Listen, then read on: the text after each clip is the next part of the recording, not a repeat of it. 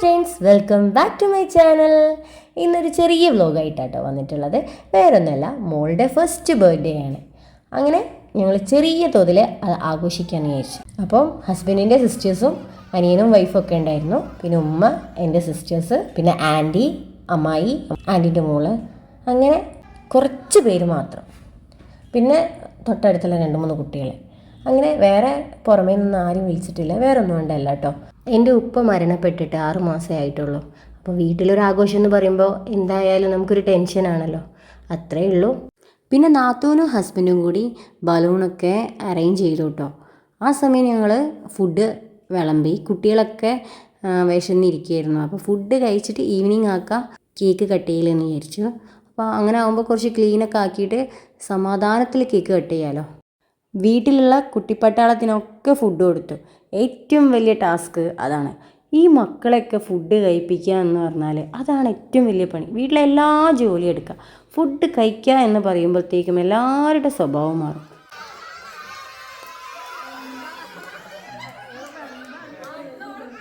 അങ്ങനെ കുട്ടികൾക്കൊക്കെ ഭയങ്കര ഇഷ്ടമായിട്ടോ. അവർക്കൊക്കെ ഒരു ആഘോഷം എന്ന് പറയുമ്പോൾ അതൊരു പ്രത്യേക ഒരു ഫീലാണല്ലോ.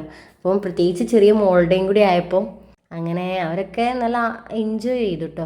ചെറിയ നാത്തൂന് കേക്കൊക്കെ ഫ്രിഡ്ജിൽ നിന്ന് എടുത്ത് ടേബിൾ മേൽ സെറ്റ് ചെയ്തു. അപ്പോൾ കുട്ടികൾക്കൊക്കെ ഭയങ്കര ഇഷ്ടം. അവർക്ക് ഇതൊന്നൊന്ന് മുറിച്ച് കിട്ടണമല്ലോ, മോള് മുറിക്കുന്നത് കാണണമല്ലോ.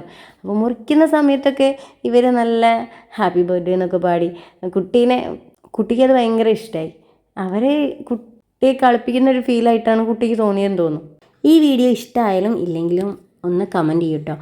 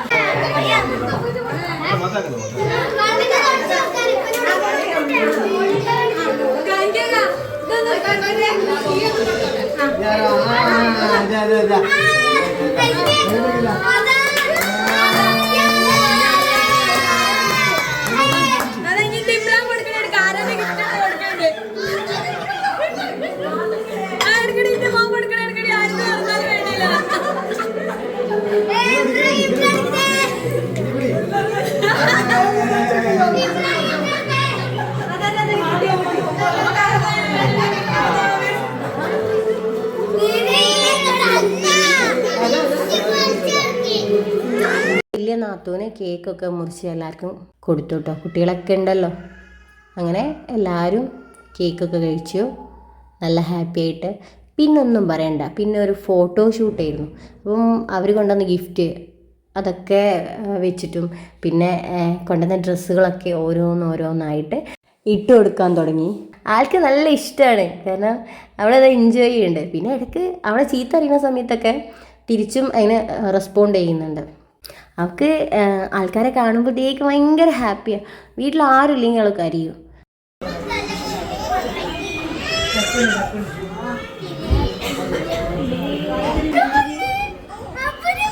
വീട്ടിൽ ആരെങ്കിലുമൊക്കെ കണ്ടു കഴിഞ്ഞാൽ പിന്നെ ഓരോ കൂടെ പോവും. പിന്നെ ഭയങ്കര ഇഷ്ടമാണ്. വീട്ടിൽ നിറച്ച ആൾ വേണം മൂക്ക്. പിന്നെ ഓരോരുത്തരുടെ അടുത്തേക്ക് ഇങ്ങനെ ചാടും. അങ്ങനെ ഫോട്ടോഷൂട്ടൊക്കെ കുറച്ചൊക്കെ കഴിഞ്ഞ് പിന്നെ ദാഹിച്ചിട്ട് നാത്തൂന് വെള്ളമൊക്കെ കൊടുത്തു കുട്ടിക്ക്. വീണ്ടും ഫോട്ടോഷൂട്ട് നടന്നുകൊണ്ടേ നിൽക്കുന്നുണ്ട് കേട്ടോ. കുട്ടീൻ്റെ സൈഡിൽ ടോയൊക്കെ വെച്ച് കൊടുത്തു. അപ്പോൾ ടോയൊക്കെ ഫസ്റ്റ് ടൈമാണ് കുട്ടി കാണുന്നത്. ചെറിയ ചെറിയ ടോയൊക്കെ ഉണ്ട്. അപ്പോൾ കുറച്ച് അവളുടെ വലിപ്പത്തിൽ തന്നെയുള്ള ടോയ് ആണല്ലോ. അപ്പോൾ ആൾക്കൊരു പേടിയുണ്ട്.